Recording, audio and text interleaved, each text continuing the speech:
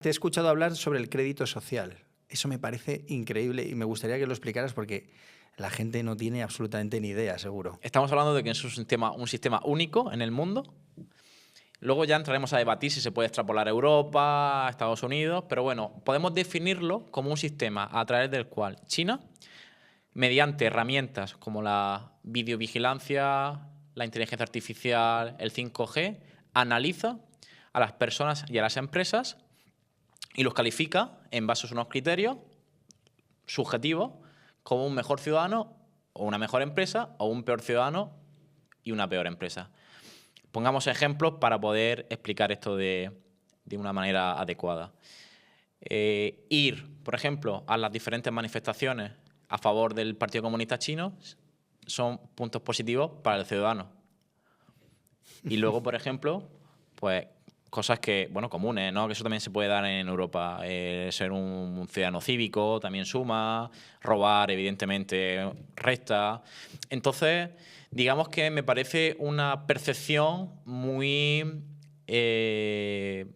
pues mira, en ese sentido muy capitalista, ¿no? Porque ¿Sí? se valora mucho, o sea, se valora. O sea, se tiende a valorar a la persona por sus acciones y se cataloga.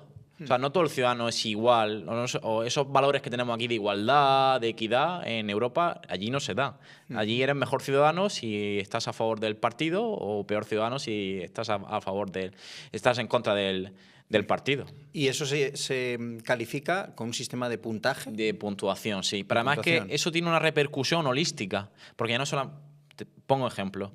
Si uno es mejor ciudadano, puede acudir a cita médica con antelación, tiene mejores precios en transporte público, tiene mejores precios en supermercados. Pues es que además me parece muy curioso. Cuando uno va al supermercado o al transporte público, le analizan la cara. Es decir, no tienen privacidad ninguna. Y todo lo contrario. Bueno, es que también llega al punto de esa dimensión del sistema de crédito social que incluso en las propias cárceles, con los reclusos también utilizan un sistema de puntuación. Pero eso estamos hablando de que sería una especie de clasismo moral. Sí, es un clasismo moral. Porque ¿quién define lo que es correcto o no en la sociedad? Evidentemente, hay cuestiones... Claro, hay cosas que son evidentes. Son evidentes. Pero ¿por qué si uno no tiene la voluntad de acudir a una manifestación a favor del Partido Comunista Chino es peor ciudadano? Es una herramienta de control, como su propio nombre indica, pero también una herramienta política. Totalmente, totalmente. Si no estás a favor de lo que a mí me interesa, tienes menos puntos. Sí. Y es que lo increíble es tienes menos puntos y el transporte público te vale más dinero. Te vale más dinero. O puede ser que para acudir a una cita médica tardes más tiempo. Eres un ciudadano de segunda categoría o de tercera, depende ya de... ¿Hay varias categorías? ¿Qué categorías hay?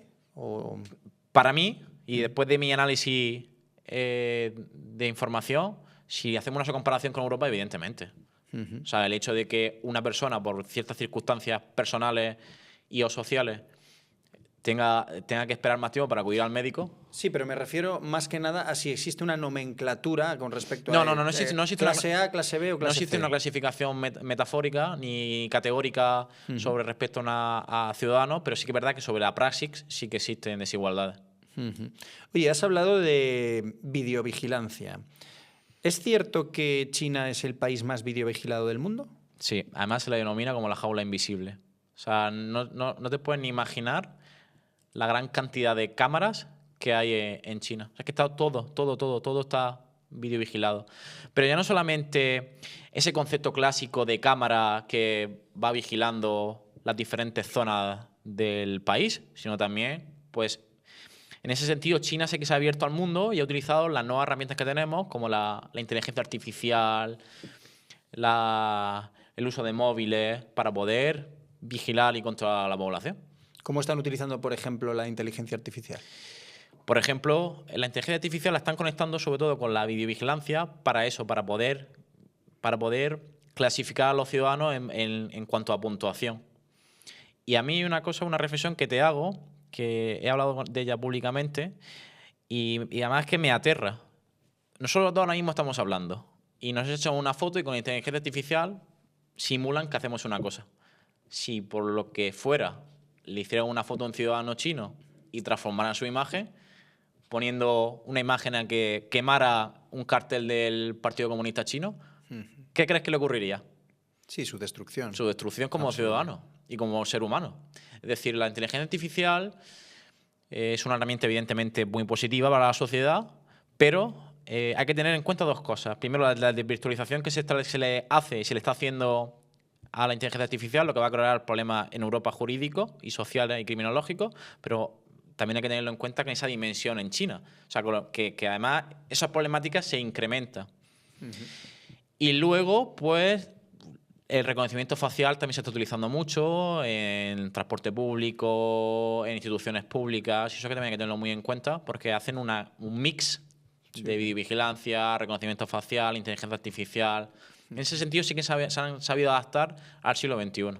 ¿Y el 5G cómo le están utilizando? ¿Simplemente a nivel de ubicaciones? Sí, a nivel de ubicaciones, sobre todo el mayor porcentaje de casos que se está dando sobre... ¿Y tú crees que utilizan todo este sistema de videovigilancia tan intensivo solamente para controlar y favorecer sus intereses? Tipo, si no me interesa esta aparto, como hemos dicho, utilizo la tecnología, la videovigilancia, la inteligencia artificial, hasta ese nivel, ¿no? Podrían llegar a utilizarlo. Sí. O también interpreto para reducir la criminalidad, ¿puede ser? Yo tengo...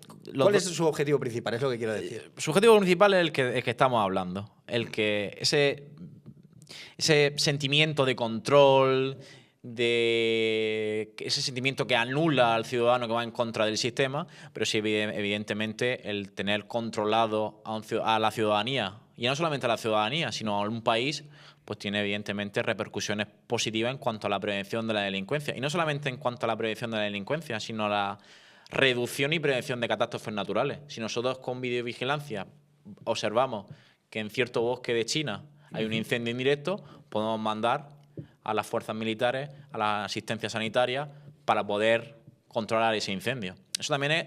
O sea, sí. Lo complicado aquí es encontrar ese equilibrio entre ese binomio seguridad y derechos fundamentales.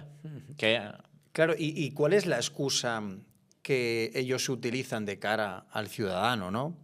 Porque de algún modo hay que blanquear un poquito esto. Entonces, la excusa tiene que ser, oye, utilizamos esto para reducir la criminalidad, pero nuestro objetivo sabemos todo el mundo que es otro. El mensaje que da, que es un mensaje que además si uno analiza la historia del comunismo, se da en países comunistas, ese sentimiento de nación única, de seguridad, de prevención de la delincuencia, de felicidad, de estado de bienestar, pero claro, no un estado de bienestar como el que nosotros en Europa conocemos. Ese es el mensaje que se da. Derechos fundamentales. Consideras que se violan, ¿verdad? Sin ninguna duda. Pero es que, sin ninguna duda. ¿Derecho a la intimidad? Derecho a la intimidad, sin ninguna duda. Derecho a la libertad personal, a la intimidad familiar. Sin ninguna duda. ¿Derecho al secreto de las comunicaciones? Sin ninguna duda. ¿Crees que conversaciones entre familiares, entre ciudadanos, todo se controla? Sí, todo se controla. O sea, estamos hablando de que China es el país que más vigila a sus ciudadanos del mundo. Ya te digo que coloquialmente hay un artículo del New York Times muy interesante que denomina a China como la jaula invisible. Incluso hay un caso muy particular que me llamó mucho la atención de un ciudadano que hace todo lo posible para evitar la videovigilancia. Paga en efectivo, va por caminos donde él cree que no hay cámaras, no utiliza el transporte público. Al final, yo analizaba este caso y me llamaba la atención porque se aislaba del mundo. O sea, hombre, está claro que eso trae unos beneficios por necesidad, que es que hay mucha más convivencia, una mejor convivencia, me refiero, hay mucho más orden social, hay mucho más sentimiento obligado, ¿no?, pero de colectividad, cosa que a lo mejor hemos perdido un poquito en Europa, ¿no? Sí, mira, yo creo, y además llevo diciendo mucho tiempo, que hemos perdido el sentimiento y el concepto de conciencia social en Europa. Hay algunos países en los que no, sobre todo países escandinavos, pero por ejemplo en España creo que no hay un concepto de conciencia social, de ayudar al prójimo, de unión, porque además, como en la sociedad en la que vivimos, nos creemos merecedores de muchos derechos, pero de pocas responsabilidades. Demasiado egocéntricos. Sí, y es uno de los problemas creo que endémicos de España, de la actualidad. Y si echamos vista atrás, pues incluso también puede ser que provenga de nuestra picaresca, de nuestro... Lo comentaremos eso también.